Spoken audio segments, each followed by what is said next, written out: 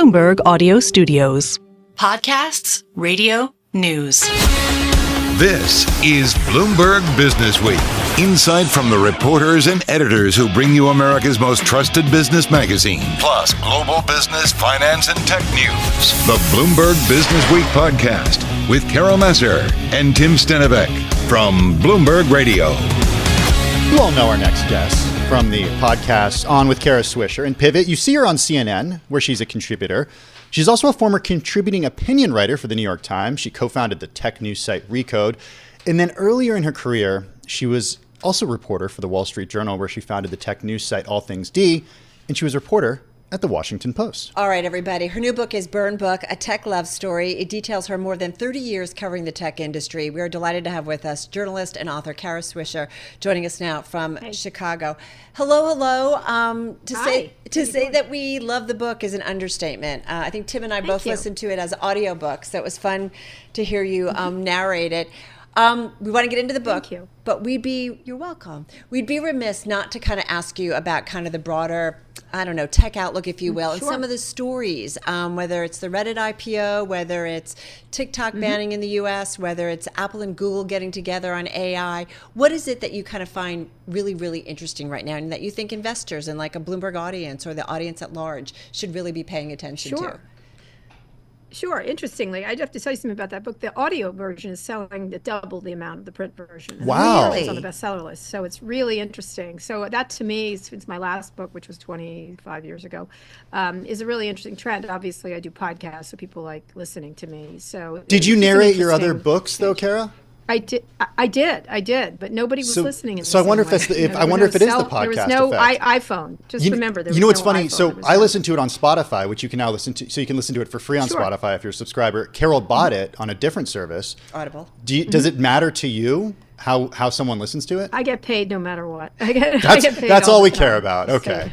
Yeah, that's all I care about when I make content, which is why I'm kind of a media entrepreneur. But the bigger picture, all of the above that you were talking about, whether it's AI. I interviewed Steve Huffman this morning for a rather long interview, which we're not going to publish till after the company goes public for obvious reasons. I've been following Reddit for 19 years. I just realized I've known him for 19 years when he was a kid, actually. Or Sam Altman, who I recently had on stage in San Francisco, also someone I met when he was 19 years old. But everything old is new again in a weird way. But I'm paying a lot of attention to climate change tech, to AI, obviously, and where it's going. There's a lot of machinations around that and lots of different permutations. I'm spending a lot of time thinking about healthcare tech and the impact of AI on that, and obviously the big companies and what's going to happen to them in media. Everybody, the end of media, as we know it, kind of the story that's been going on for 3 decades now. Okay, so let's get to some of those things. I do want to start with Reddit, and your conversation with Steve today, notwithstanding. Does Reddit have what it takes to compete with the Meta platforms, the Alphabets, the Amazons? No, when it comes to advertising. No. This is how it makes its money. Yeah. No, yeah, it does. It does okay. I think they're just adjusted EBITDA. I get so confused when they try these things. They're not profitable in a traditional sense, but I think they have cash flow, which I think is what you need. They remind me more of Snapchat, but a different service, a very different kind of service. Their business is small. 500 million users, 76 million daily users. I think that's the one they want to push people towards. I think it was $800 million in advertising. It's a drop in the bucket to what the other companies are doing. So it's a small social media site. Its strength is the decentralization of the content moderation and the decentralization of the service. It makes it a stronger and more enjoyable service. A lot more young people are on it. I have lots of kids, but my older kids who are 18, 19, and 21 use Reddit all the time. And YouTube. That's pretty much it. They don't use any of those other sites. That's how they consume video, because they like the decentralized part of it, and they don't like where everyone's dumped in the same stew and have to yell at each other and point fingers. They're not interested. So I think it's an interesting business. I don't know if it's a huge business. They're starting to try to license data. That was a slightly controversial, selling Google the data feeds, but everyone's going to do that. So I'm not sure why we pick on them particularly. It's interesting what you say too about your kids and a younger generation. I mean, as Twitter tries to find out what it wants to be when it Don't call it Twitter, Carol. What X wants to You be. can call it whatever you want. That Call is it Twitter, true. please. I mean, does that By give the way, Elon. Reddit an opening in your view? Like, I'm trying to figure out what's the role of Reddit. It's not the same service. Yeah. Twitter has now become a toxic waste dump, really, pretty much, and a place where a billionaire works out all his childhood traumas in front of us in real time, and so they're very and his ugly character at this point. But no, I think it's different. It's a little more like TikTok if you think about it. It's interests, like you're interested in skiing or you're interested in video games. It's decentralized, and so that's a very powerful thing to be in this time where again there's these central feeds of which you can't really pick and choose. So in that way, it's more akin to TikTok in that regard. And also the advertising is context. It's a contextual advertising, not the kind that's creepy and gross. So they're going to make less money because they're not as creepy and gross as other services. So I like the service. I think it's quite good. I just don't think it's a huge business. They might try commerce. He was talking. I mean, they've been talking in their filings about commerce, but that's a nascent business. Yeah. But it makes sense to try. You mentioned TikTok. We've all been, talking about TikTok, as you would guess. Everybody has over the last week or so. Should it be banned in the U.S.? What's the future? And I don't know. I have talked about this for years, so I'm like, yeah, you're talking about this now. I wrote a column in the New York Times a couple of years ago saying I thought it was one of the best new products I had seen in a while, and this was before it got really popular. But that I used it on a burner phone because of the Chinese Communist Party and the potential for spying, and not just spying, because more propaganda and abuse by a foreign adversary. And so I was trying to call attention to the fact that now, look, I really do believe the TikTok executives, when they say they're not up in our grill, although there's been instances of them being up in the grill of certain things. But I don't care at this point because they could be. And every Chinese tech company I've covered has the Chinese Communist Party up in their grill. It just has happened. And honestly, why wouldn't they be? I mean, that makes sense for, even to use the platform to their purposes. If we had reciprocity in China, I might have a different point of view. And by the way, they're not going to let us because guess what we do? We propagandize and we'd surveil. I mean, obviously. So I'm not sure. I think it's a national security issue. I've seen enough proof of it. And I don't think you should necessarily trust the government saying it is, but there's no question that we would not allow China to buy CNN. Much smaller, considerably smaller. It's a broadcast network, and it should be regulated like a broadcast network. Yeah, and even Rupert Murdoch before he... Tech is media. Yeah, even before Rupert Murdoch had to before he bought. And then he did his endless damage on the American democracy, but he had to be an American to do it. Okay, we'll get to media, more media in just a bit. I do want to stick with TikTok and go bigger picture here. You make an interesting point in your book at the end of the book, the whole book about technology and your role covering technology over the last 30 years. About looking away from our phones, looking up from our phones, and spending less time on them. And it makes me think about the several issues that I talk to people that they have about TikTok. One is that, of course, all the stuff that you brought up with national security concerns. But two, it's that, they can't get their teenagers away from it. So I'm wondering how you think this stuff should be regulated. Well, I've talked about age gating quite a bit. Like we age gate a lot of things. Having so many kids, I spend a lot of time thinking about it. But my kids weren't particularly. I think the people that are really got a problem with are 30 to 50. They're the crazy ones in the middle. They're the addicted ones. Younger people, 25 and under, maybe 22 and under, to 18 to 21, really have it together. I think in a lot of ways they have a real sense of how to use it because they've grown up with it. And it kind of reminded me when I was a kid, where I watched a lot of television, and they said, you're going to become an idiot. It's the boob tube. That's what they called it. That's right.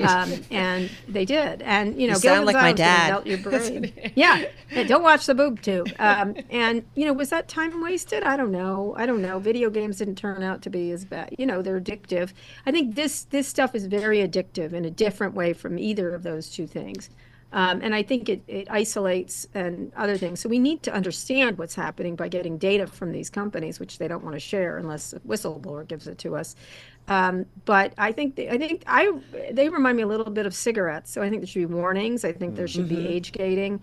I think it has elements of if you took cigarettes and television and mashed them together, and then you had it strapped on your face the television, that would be what it is to Like me. you could almost see the commercial, right? Giving a kid a cigarette, right? Or like you see it, Yeah. right? Like, but would you, then you give him a phone, right? We see it.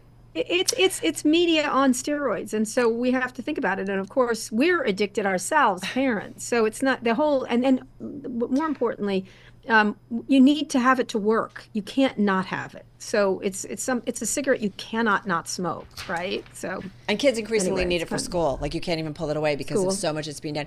Kara, let's get to the book, The Burn. And we were thinking, Tim and I were like, how do we want to start with her? How do we want to start with her? If you were interviewing yourself, sitting in your red steel case chairs, what would be your first question to yourself? And you why do sometimes still come love out it? tough first. Yes, I do. Not always. Sometimes I'm a always. charmer. That's true. I think why do you still love it?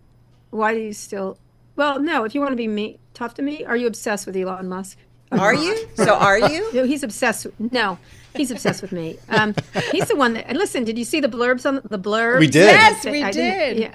Well, can't I don't know. read. things We can't about read some. him. We can't read them. We can't Kara. say them all, which is why everybody needs No. to read the book.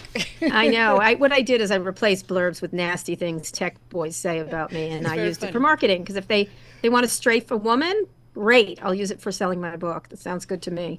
They're trying to, as if I'm going to be some delicate flower and melt at their insults. Like, give me a break. Well, boys. what's interesting about Elon in your book, and you make these points of that there's parts of him that how can you not be kind of a little bit enamored where he's, trying to do solar agree. and trying to work on really serious problems, right? It's not like That's what I said. How do I download music again, like kind of thing.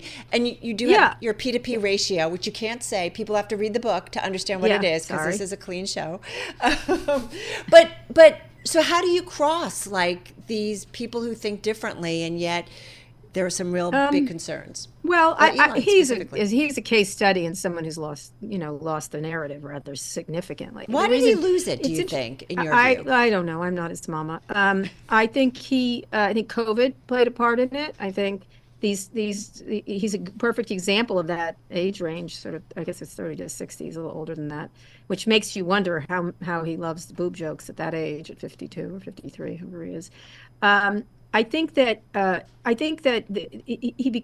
he was doing things that were amazing. I have to say, the cars, and he didn't invent Tesla, but he certainly is a business genius there. And same thing with SpaceX, business genius. He's taken the talents of other people and himself and made it into really interesting businesses. Even the tunnel digging one is cool in a way. Hyperloop is a great idea. So he had big ideas, and I'll tell you that's what attracted me to him, because everyone else was doing, a digital dry cleaning service. It was so exhausting. Should we years. continue to take him seriously? I wish we could, but he's sort of he's indulged himself in his manias, and so every day he's tweeting hateful things, and not every day every minute he's doing that. He's not inventing the future. He's inventing. He's reinventing hate is what he's doing. Grievance. He's reinventing grievance. But at the same time, we are to me- seeing let me finish. Starship reach new highs. Sure. Yeah. Well, sure. But he's getting to experiment on the U.S. dime. He's having U.S. contracts, which is thank you, federal government. Yes, that's right. He is doing that. But there's other people there. I think we attribute because we have an idolatry of innovators. We think he's the only one, like he's Willy Wonka in there making all the candy. He's not, And so I have a great regard for Gwen Shotwell, a name you don't hear very often. Right, the who president. runs SpaceX. Yeah. She runs SpaceX. Let's be clear. I mean, she will stand aside for him, but from what I understand, she's the driving force of that company. And Tesla the same way. There's a lot of executives there who, and by the way, they're under a great deal of stress now, given all the competition and the fall off in consumer sentiment in general, and in particular with him. Hey, Kara, I do want one more on Elon, and then we're gonna move on. Sure. Hopefully. He's the character of the moment. So He really is. And you've known him for years, and you write about in the book that you knew him in the early years, the PayPal years. Oh, when he had his not PayPal, he wasn't PayPal. He didn't create PayPal. He created X.com. Right, just right. For people to know. So- everyone says he founded PayPal. He did not found PayPal. He's No, obviously he had a company- evolved since then. And I'm wondering. he had a company called. Go Let me ahead. finish. He had a company called Zip2. That was a Yellow Pages online thing. Then he went to X.com, and then he started doing the more interesting things. So he evolved obviously since then, and he's evolved to where he is now. Are you optimistic that this evolution could continue and you could see a different Elon Musk in a few years? No, I don't. I think he's well past the sell-by date at this point. He's devolved is what's happened. He was really interesting. What's interesting, I get a lot of flack for liking him then. It was a lot to like. There's a lot to like, especially compared to other people. And I know he had his problems. I'm aware. We wrote about them extensively on our site, the issues around sexual harassment and racial issues at the factories. Again, it was a problem throughout Silicon Valley. We also wrote about Uber. But no, I think he's just in love with himself and his fans, and he's got people slavishly licking him up and down all day. And I think rich people, the deleterious effects of wealth on your psyche in this case, and also the radicalization of online right-wing conspiracy swamps has really gotten a hold of him. I don't know how he's going to get out.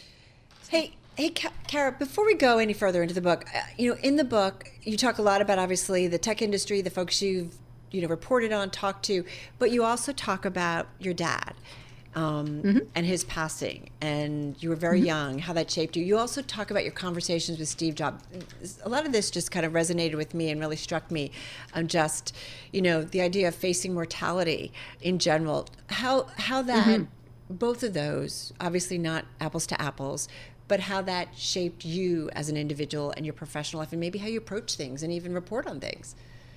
Very much. And I know this is a real selling point, but the book is about death and about life, creation and destruction, which is what the tech industry is about, right? That things come and go.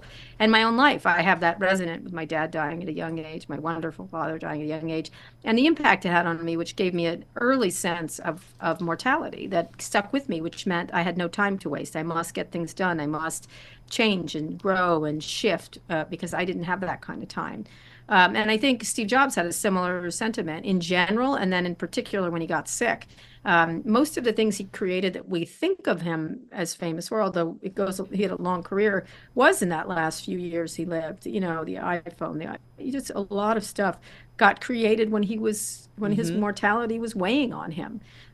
He gave a great speech at Stanford about that. And so I think we really did spark on that issue of time's a wasting, let's get going. You spent a lot of time in the book talking about Steve Jobs, and he's not one of the characters that you write about him in a way that I think. You seem to like him. Yeah, you do. You really seem to like him. I did like him. Very clear. And I'm wondering what he would think of. He's a difficult guy. Right. By the way, often only on product that I ever saw him be difficult, but he had his warts. There's no question. What would he think about where we are today politically? Oh, he was much more liberal, but in the traditional sense, I think he always was trying to reach out. He spent a lot of time talking to Rupert Murdoch, trying to get him to stop being so Rupert Murdoch-y. He always was trying to find, I wouldn't say he's a peaceful person, because that's clearly not the case. But I do think he was a seeker, as he was widely read. One of the things I liked about him was that he read widely, and he had other experiences that had nothing to do with tech, and he had a sense of design and a very big respect for privacy. That's for sure.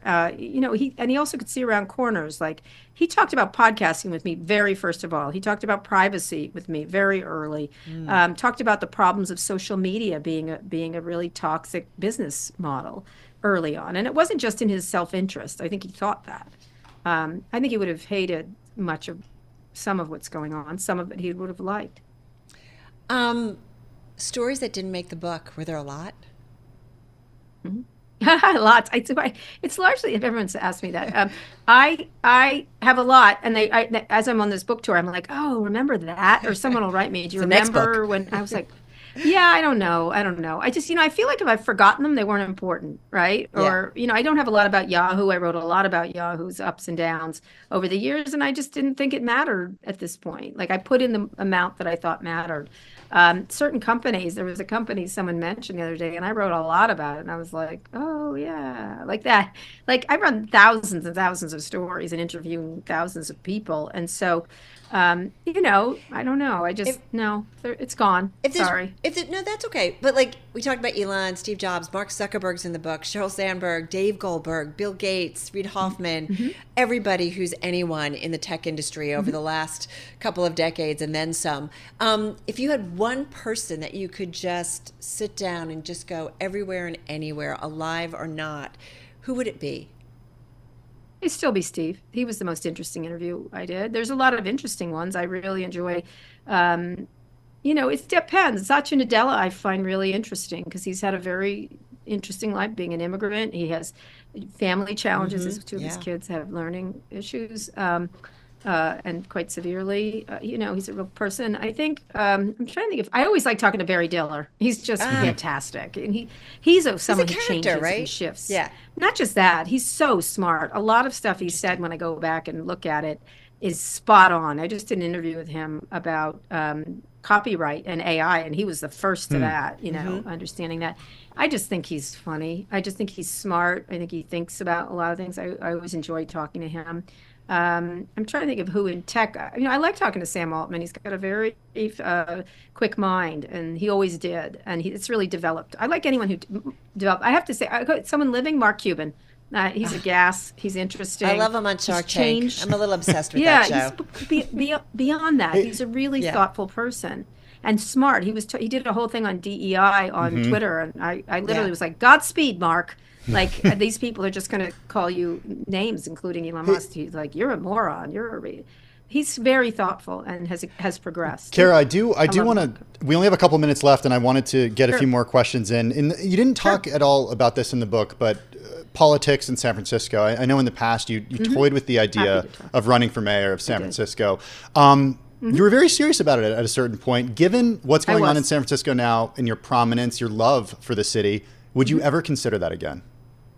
No, I had 2 kids during COVID instead, 2 more kids. So no, I don't have the time to do that. I have 2 toddlers.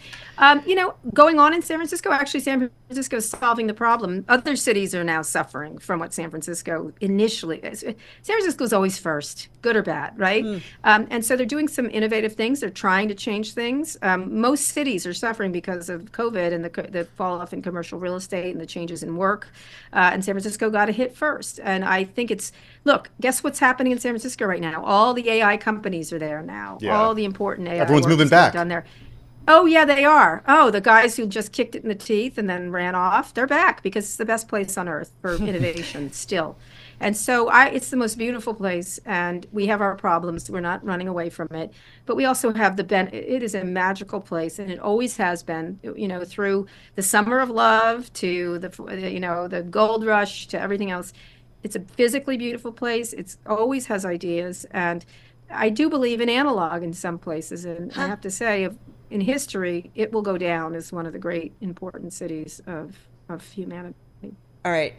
We just have 30 seconds and left. I'm running for mayor now. No, I'm not. I love Come on. We just want a headline. You know that. Hey, 30 seconds. No, I'm sorry. No, 30 seconds. How would you advise a Kara Swisher just beginning her career today? Because media has changed dramatically, very quickly. And forgive me for not giving you more time.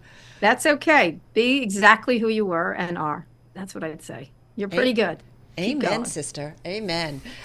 Listen, good luck. We really enjoyed the read. And thank you so much for giving us such a big chunk of time. So appreciate it.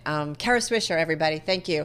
Her new book is Burn Book, A Tech Love Story. Got to say, there's so many great tidbits about being in the green room with individuals, being on stage with Mark Zuckerberg and others, and just getting into a lot of the topics that you and I talk about a lot day to day. Also just interesting on the business side, hearing how the audiobook is outselling the print book. I love listening to the podcast effect. Walk the dogs, did a lot of things.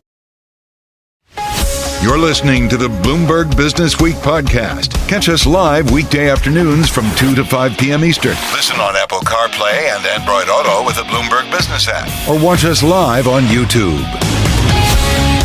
This is what gets us to this next story that we want to do with Rachel Metz. It's about OpenAI, which has been at the center of all things artificial intelligence ever since Microsoft did that $10 billion investment in the company. That was January of last year, right? And it's what got us all talking about AI, which has been around for a long time, but obviously this is kind of a whole other level. But anyway, that's what got us talking about it. Rachel, of course, is Bloomberg News AI reporter. She's with us from San Francisco. I think she went to the teacher and said, can we have class outside today? Because that's what it looks like. Rachel, good to have you here with us. Your story about OpenAI now sprinting to keep up with the startups. Remind us about this company, why they've been so much a part of the AI conversation and why they're now kind of trying to keep up. Sure. So OpenAI, I mean, they've been doing interesting stuff for quite a while, but ChatGPT, I think, is what got a lot of people really talking about them in late 2022. And in the time since, a lot of people, other companies have been working on generating video. So it's like you type in some words, like a teddy bear walking down the street, for instance, and the AI model produces a very short video of that sort of thing, hopefully. And a few companies are working on this kind of stuff, and OpenAI is now saying, hey, wait, we're working on this too, and we can do it as good or better than you can. Can they? That is an excellent question. They have this model, Sora, which the videos are pretty cool. Good. Freaked me out. They do look really cool. I didn't know there were woolly mammoths where you were able to film woolly mammoths. They're real, aren't they? I mean, they existed a while ago. Yeah, they're real. They did exist a while ago. No, I mean, it's hard to say actually how good it is because it's still a research project. They have not said when they will release it as a consumer product. I will say it is so good it's scary, Rachel. That's how that was my impression of it. Well, but you have to keep in mind that they're just showing you what they want you to see, right? Like we haven't gotten access to it directly. And I mean, a handful of people outside the company have access right now. They're creators, but it hasn't been revealed yet what all those people are working on. So it's hard to say how good it really is, right? If you can't actually try it yourself. At least that's how I feel about these things. If I can't try it, how good is it really? Okay, so I think that's a really fair. That's why you're the AI reporter. I think that's a really fair way to put it. Okay, so let's talk about some of the other AI startups. I mean, OpenAI gets a lot of the attention because of all the money that it's received and the drama that we had in the fall with the board and Sam Altman and the Microsoft partnership, of course. But tell us about some of the other companies that are working on AI generated video right now. Sure. Well, one of the biggest names is a company called Runway. And to be fair, they've been working on this stuff for several years now. And they put out the first model that sort of like anybody could access. That was last year. It was just about a year ago, actually, that I wrote a story about like, hey, you can now use this. So Runway has this AI model called Gen 2, and it's text to video. So you type in a prompt and it gives you a short video. They've made a lot of progress over the past year, allowing people to make videos that are higher resolution, that are longer. And there's other companies, one called Pika. Pika is a company that just released their first model late this year. Stability AI has a model of their own called Stable Video, and a company called Piper has their own model as well. So I tried out all of these in the course of reporting this story just to get a sense of where they're at. But the race is on, and it's, interesting. We were just, talking with Kara Swisher, and just this idea of, companies kind of disrupting one another, right? And you think there's a leader, and then somebody else comes out, and all of a sudden, and what an interesting week where we have, Apple, doubling down on its partnership with Google when it comes to AI. Like, it's just, there's a lot of movement going around, or going on, or people acquiring companies and so on and so forth. So, as you look at this space, it just feels like there's a lot of new companies, and it's curious kind of where they all ultimately will land and who will ultimately survive. Or will they all? I don't know. Yeah, at this point, it seems to me like it's still quite early stage. Like it can be a challenge just to get a video produced with a text prompt that actually is showing you kind of what you wanted. So it's still like very early there. But at the same time, I think with Sora, what I've been hearing from companies is that even just OpenAI showing off Sora, not even releasing it yet, is making the existing companies excited. It helped one of them, they said, with recruiting.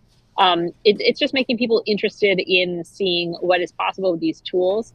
Even if that's a little ways out, I think they're still pretty positive that competition is actually really helpful at this point. Rachel, we know what it takes for self-driving. We know what it takes for the large language models. What does it take compute-wise to make one of these videos? That is a really good question. It takes a lot. Off the top of my head, I don't know like exactly how it it's intensive to generating.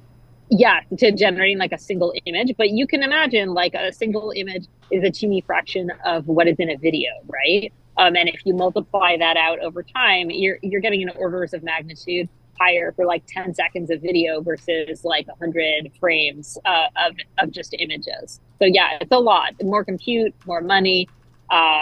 more memory.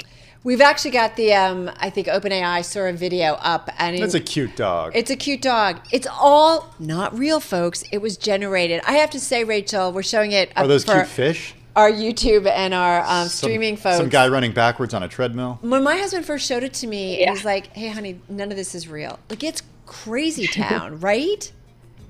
Yeah.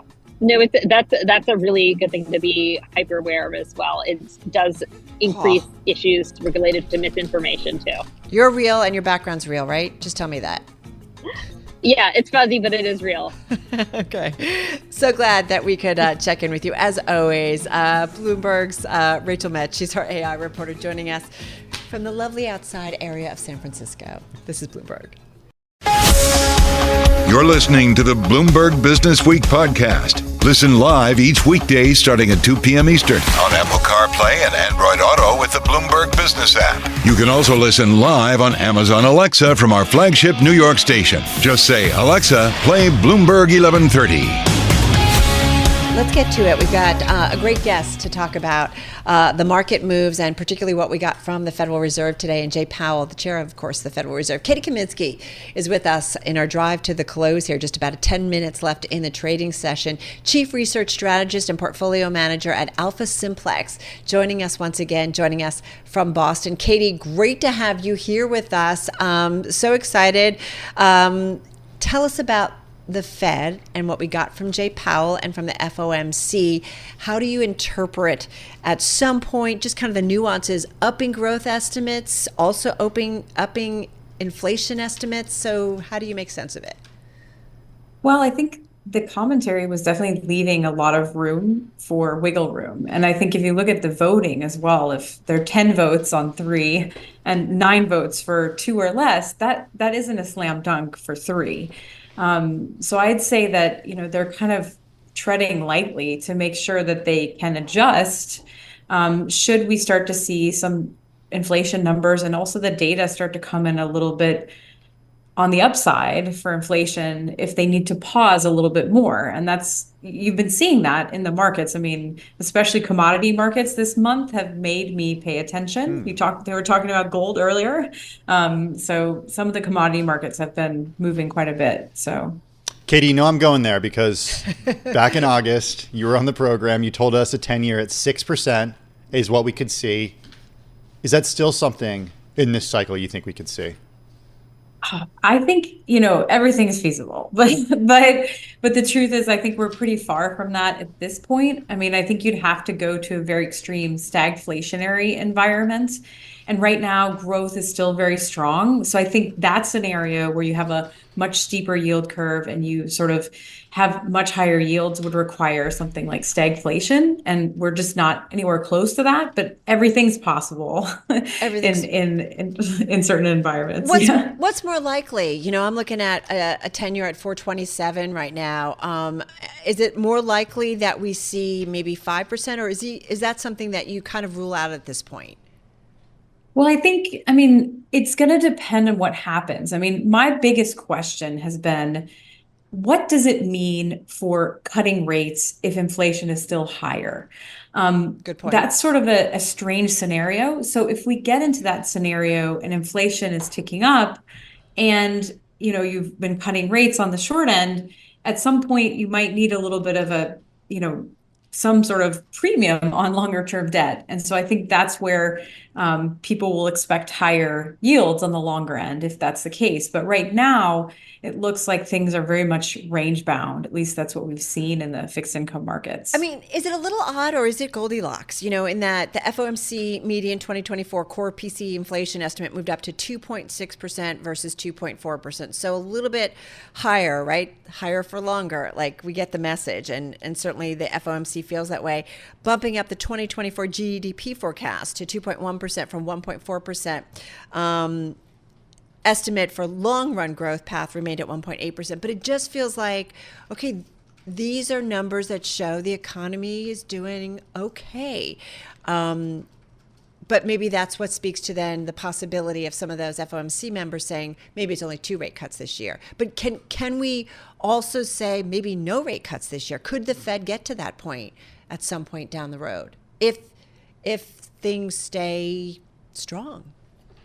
Well, I'd say the equity market agrees with you today. Yeah, right. But in addition to that, I mean, I think we've been, as you know, looking for higher rates more often in the past than some. And what I would say is that's still very much a possibility. And why I'm interested in the commodity markets is if we continue to see increases in prices and we start to see other areas where inflation just isn't going away, then they're leaving room to make at some point in time, much later time.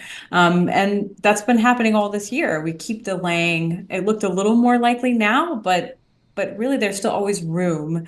They're leaving room to do that. To do what? Wait. To wait. Okay. To wait to cut. It's definitely leaving room, although, they're indicating they'd like to.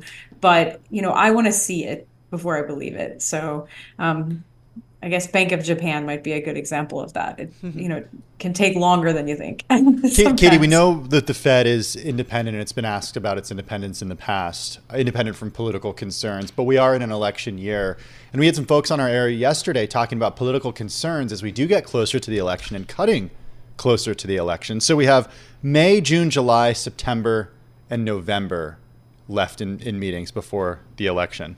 What happens to the Federal Reserve in those next few meetings? Like, is there a chance that there's going to have to be a rate cut at 3 meetings in a row, or we get too close to an election and they don't want to cut rates too close to an election? Well, I would guess they probably would be reticent to cut to signal anything that's not independent to the market. But, it does put some pressure on. There's only so many meetings left.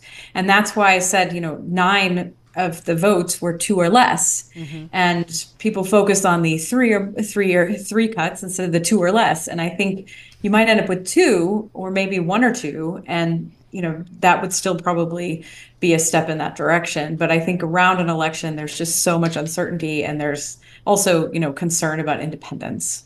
And then just a quick correction: the Fed meeting in November is on November 7th, which is actually the day after the general election in the United States, which is set for Tuesday, November 5th. Party on, right? They can do whatever they want. That's going to be busy.